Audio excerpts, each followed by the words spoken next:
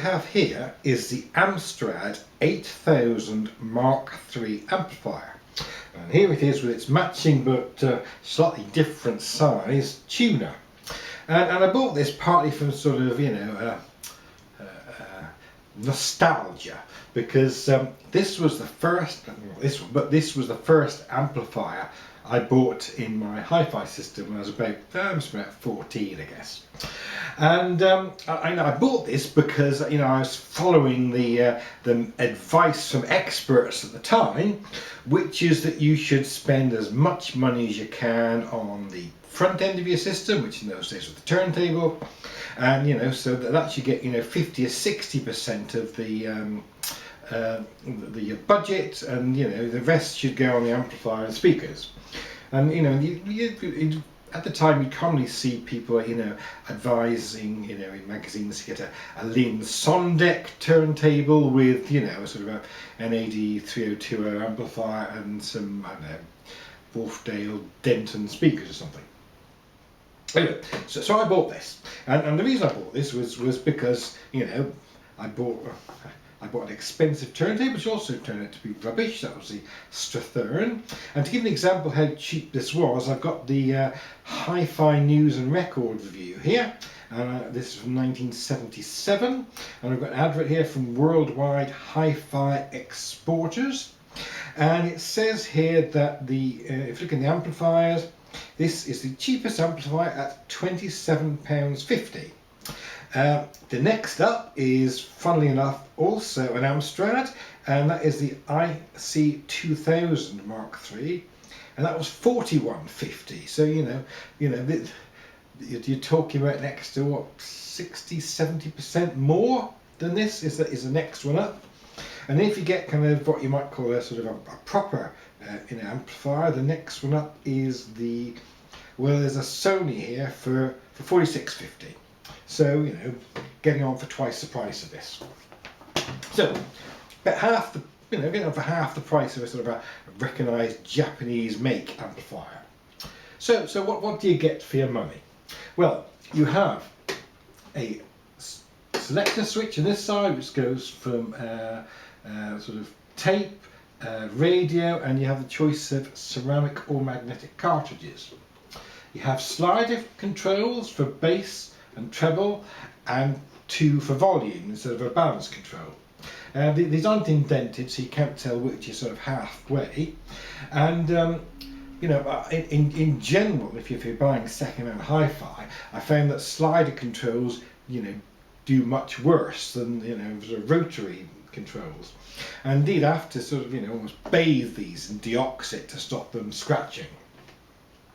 You then have a stereo mono switch, a loudness switch, a rumble filter, so that will knock out the sort of hopefully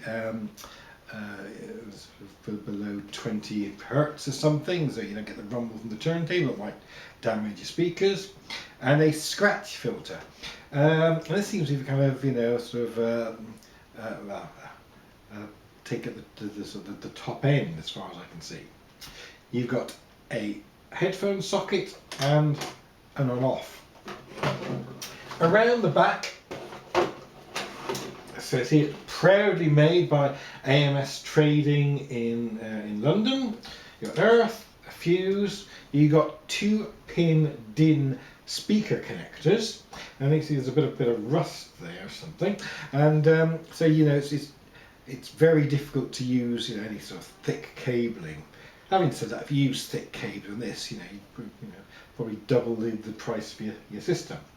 And you've got 4 5-pin DIN sockets for magnetic and ceramic, for cartridges. So you can plug 1 or 2 in and use whichever one you want. You've got a radio, and you've got a tape.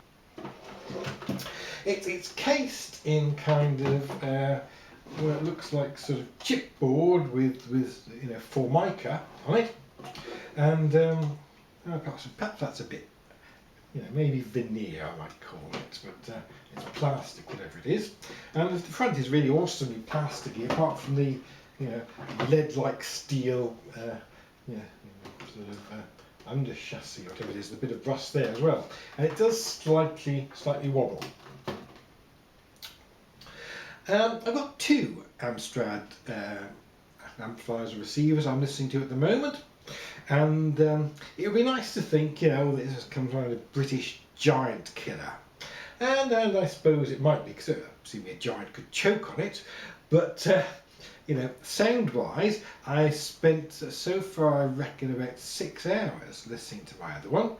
But the reason I've listened to this, I'm doing the review on this first, is that I've probably listened to it for maybe about 20 to 25 minutes. And the reason for that is, frankly, I couldn't bear listening to it anymore. It's so bad. You know, it sounds, how can I describe? I suppose the difference between this and, you know, the sort of standard amplifiers is about like listening to, you know, an FM and an AM version of the same thing. You know, this sounds compressed. You know, it doesn't seem to have much bass. It doesn't seem to have much top end. And what there is harsh and tinny. And you know, you know, I'm sorry to say, it's awful. It's absolutely dreadful. You know, it's you know, it's a sort of the equivalent of sort of a portable AM radio. And a bit, you know, a bit of nice to hope that, well, you know, perhaps, you know, this, you know, they haven't survived very well. Maybe if I you know, replaced a few capacitors or something, it might improve it, and that's what it might do. However, you know, A, it's not worth spending money on, but B, you know that kind of accords with my memory. Because say I had this first, I then upgraded, if you can call it that, to an Amstrad Executive Series receiver, the EX222, and you know, I remember that sounding better. And then afterwards, I decided, you know, to stop putting this sort of turntable first with your budget, and I bought a Pioneer amplifier, and I can remember that was, you know, a order of magnitude better than this. So I don't think it's that. So this is you know, comfortably the worst amplifier I've listened to. It's the worst thing I've got in my hi-fi system, my collection, and you know, you know, if it wasn't for nostalgia, you know, it would be going to the recycling. So there we are. So next up is which I'll probably do in about 2 or 3 weeks when I finish this. It is the Amstrad 5050 receiver, which is a bit of a different beast entirely. So if you're interested, subscribe. We'll watch that. Otherwise, thanks for watching.